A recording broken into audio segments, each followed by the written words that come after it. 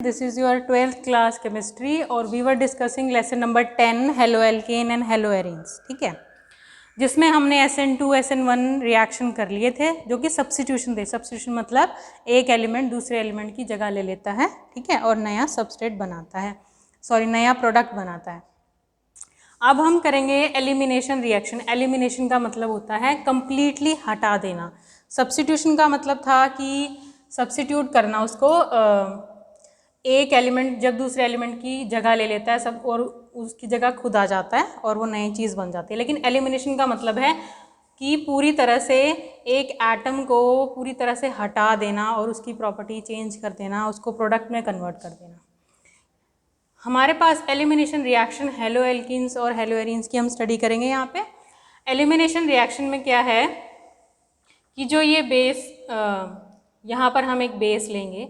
Base क्या होता है? जिसके पास एक्स्ट्रा इलेक्ट्रॉन होते हैं, ठीक है, और नेगेटिवली चार्ज होते हैं। वो बेस क्या करेगा? जब आपके हेलोएल्केन के साथ रिएक्ट करेगा, ये आपका हेलोएल्केन है, कार्बन कार्बन, ये हेलोजन, बाकी यहाँ पर कार्बन है, यहाँ पर कार्बन और ये हाइड्रोजन। तो आपका ये जो बेस है जब इस हेलोएल्केन पर अटैक करेगा तो क्या होगा? ये इलेक्ट्रॉन इधर मूव होंगे और ये वाले हेलोजन अपने इलेक्ट्रॉन लेके अपने रास्ते चला जाएगा और ये निकल जाएगा, मतलब रिमूव हो जाएगा, एलिमिनेट हो जाएगा। तो ये हाइड्रोजन, ये अपना बेस जो है इस हाइड्रोजन को लेके चला गया, ये इलेक्ट्रॉन यहाँ शिफ्ट हो गया और आपका एल्कीन बन गया। डबल बॉन्ड आ गए यहाँ पे, एल्कीन बन गया और ये आपका बेस हाइड्रोजन को लेके बाहर निकल गया और हेलोजन आउट हो गया। तो इसमें हुआ क्या है? सबसे पहले हमें इस हेलोएल्कीन में चाहिए क्या?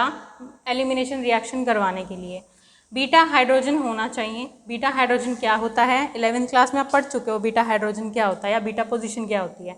ये आपका हेलोजन है, इसके साथ ये वाला कार्बन अल्फा कार्बन और इसके साथ वाला कार्बन होगा आपका बीटा कार्बन।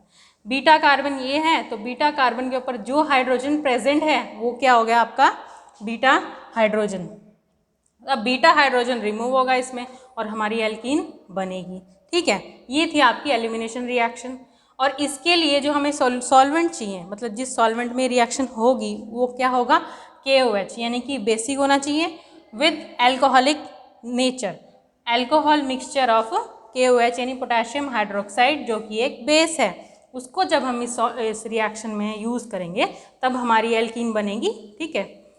उसके बाद सब्स्टिट्यूशन एलिमिनेशन रिएक्शन में फ़र्क क्या होता है? ये कोई भी रिएक्शन होती है जब दो सबस्ट्रेट के बीच में, तो वो क्या होती है? कंपटीशन होता है, ठीक है। कंपटीशन मतलब जो भी एलिमेंट दूसरे एलिमेंट को हरा करके रिएक्ट कर जाएगा तो वही आपका प्रोडक्ट बना लेगा। जैसे मान लो आपका A और B है, ठीक है, इनको रिएक्ट करना है आपके C से। अब ये ज़्यादा रिएक्टिव है, ये कम रिएक्टिव है, तो ये जाकर यहाँ रिएक्ट करेगा, ठीक है। तो अब इसके नेचर पे डिपेंड करेगा कि ये यहाँ पर कुछ सब्स्टिट्यूट करता है या एलिमिनेट करता है।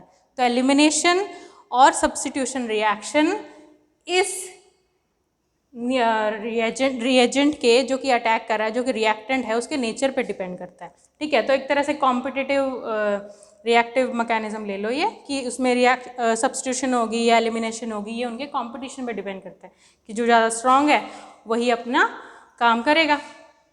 अब आ गया इसका एक एग्जाम्पल ले लो, जैसे हमने यहाँ पर लिया हेलोएल्केन 1 2 3 4 5, ये है 5 कार्बन हो गए, तो ये क्या हो गया? 1 2 सेकेंड पोजीशन पे आपका ब्रोमीन है, तो 2 ब्रोमो मिथित प्रोब्यूट पेंटेन, 2 ब्रोमो पेंटेन हो गया। ये 2 ब्रोमो पेंटेन जब आपका पोटेशियम हाइड्रोक्साइड से रिएक्ट करता है तो आपका क्या बन जाएगा? पेंटीन बन जाएगा, यानी कि आपका एल्कीन बन जाएगा। डबल बॉन्ड आ गया। यहाँ पर बीटा हाइड्रोजन कौन सा था?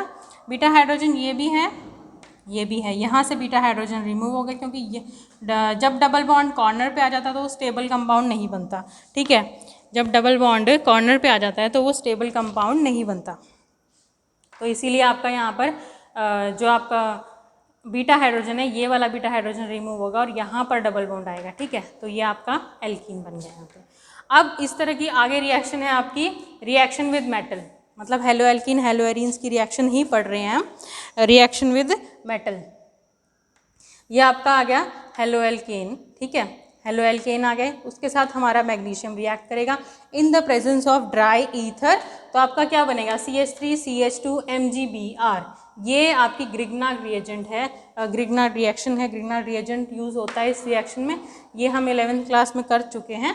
और इसमें इसी तरह का एक और एग्जांपल ले लीजिए, जैसे आपने कोई भी हेलो एल्केन ले लिया, उसमें सोडियम रिएक्ट करवाया, एक मेटल रिएक्ट करवाया, यहाँ पर ये मेटल है, ये भी एक मेटल है, तो क्या होगा आपका सोडियम जो है वो हेलोजन को लेके बाहर और आपका ये एल्केन बन जाएगा, यानी आर दोनों आर अटैच हो जाएंगे जो कि सेम थे।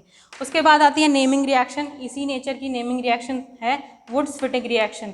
वुड्स फिटिक रिएक्शन में क्या होता है, ये हेलो एल्केन है आपका, हेलो एरीन है, सॉरी, ये एरोमेटिक कंपाउंड विद हेलोजन, ये एरोमेटिक कंपाउंड है, ये हेलोजन है, इसके साथ सोडियम रिएक्ट कर रहा है और फिर ये आपका RX से रिएक्ट करता है in the presence of ether, तो ये आपका क्या बन गया, एल्केन बन गया।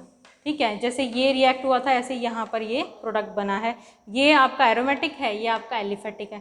ठीक है वुड्स फिटिक रिएक्शन, और यहाँ पर भी NaX मिला था, यहाँ पर भी हमारा सोडियम हेलोजन मिल गया।